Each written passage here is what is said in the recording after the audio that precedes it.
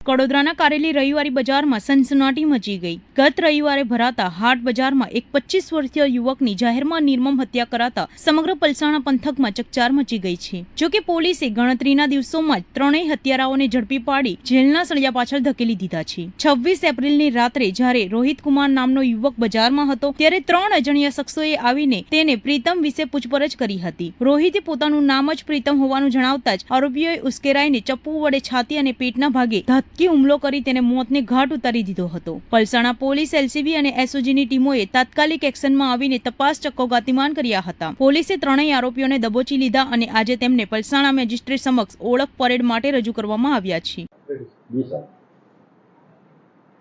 ગઈ રાત્રિના 26 તારીખે 26/4/2026 ના 9 વાગે રાહી સોસાયટી પાસે એક મેસેજ મળેલ કે એક વ્યક્તિને છરી મારી અને હત્યા નિપજાવેલ છે। જે બાબતે પલસાણા પોલીસ સ્ટેશનમાં હત્યાનો ગુનો દાખલ કરવામાં આવેલ અને અજાણ્યા 3 ઈસમો વિરુદ્ધ ગુનો દાખલ કરેલ।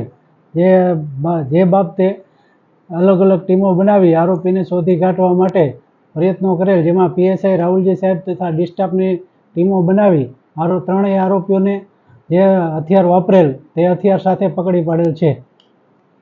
सर, आरोपी का ऐतिहासिक गुना कुछ पहले से भी है कि अभी ये पहला बार ऐसा किया? नहीं, ये जो आरोपी पकड़ा गए वो पहला गुना है उनका।